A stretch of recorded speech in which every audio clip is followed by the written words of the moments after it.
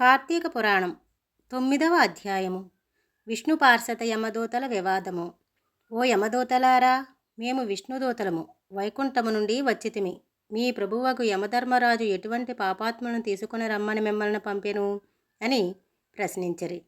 అందుకు జవాబుగా యమదూతలు, విష్ణుదూతలారా, మానవుడు చేయ పాపపుణ్యములను సూర్యుడు, చంద్రుడు, భూదేవి, ఆకాశము, ధనుంజయాది వాయువులు రాత్రింబవళ్ళు సంధ్యాకాలం సాక్షులుగా ఉండి ప్రతిదినం మా ప్రభువు కాడకు వచ్చి విన్నవించుకుందురు. మా ప్రభువులు వారి కార్యకలాపములను చిత్రగుప్తులచే చూపించి ఆ మనుజుని అవసాన కాలమున మమ్ము పంపి వారిని రప్పించెదురు. పాపులు ఎటువంటి వారో వినుడు. వేదోక్త సమాచారములను విడిచి వేదశాస్త్రములను నిందించువారును, గోహత్య, బ్రహ్మహత్యాది మహాపాపములను చేసిన వారు, పరస్త్రీలను కామించిన వారును, పరాన్న భక్తుల తల్లిదండ్రులను, గురువులను, బంధువులను, కులవృత్తిని తిట్టి హింసించుచు వారును, జీవహింస చేయువారును, దొంగ పద్ధతులతో వడ్డీలు పెంచి ప్రజలను పిండించువారును, జారత్వం చౌరత్వంచే భ్రష్టులగు వారును, ఇతరుల ఆస్తిని స్వాహా చేయువారును, చేసిన మేలు మరిచిన కృతజ్ఞులను, పిండిండ్లు శుభకార్యములు జరగనివ్వక అడ్డు తగిలేవారును పాపాత్ములు. వారు మరణించగానే తన కాడకు తీసుకువచ్చి నరకమంది పడద్రోసి దండింపమని మా యమధర్మరాజు గారి ఆజ్ఞ. అది అటులుండగా ఈ అజామీనుని బ్రాహ్మణుడై పుట్టి దురాచారములకు లోనై కులభ్రష్టుడై జీవహింసలు చేసి కామాంధుడై వావి వరుసలు లేక సంచరించిన పాపాత్ముడు.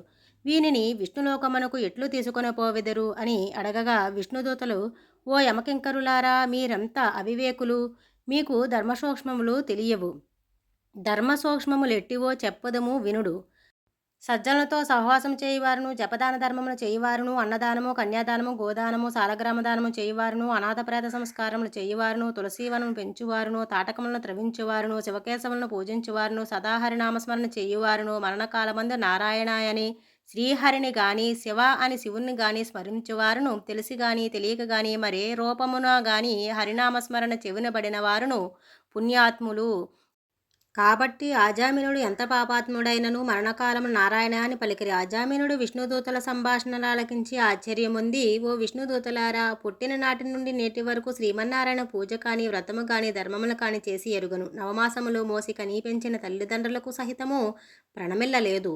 వర్ణాశ్రమములు విడిచి కులభ్రష్టుడినై నీచుకుల కాంతలతో సంసారం చేసితిని. నా కుమారుని ఎందున్న ప్రేమచో నారాయణాయనినంత మాత్రమున నన్ను ఘోరనరక బాధల నుండి రక్షించి వైకుంఠమునకు తీసుకుని పోవుచున్నారు. ఆహా, నేనెంత అదృష్టవంతుడును! నా పూర్వజన్మ సుకృతము, నా తల్లిదండ్రుల పుణ్యఫలమే నన్ను రక్షించినది అని పలుకుచూ సంతోషముగా విమానమెక్కి వైకుంఠమునకేగెను.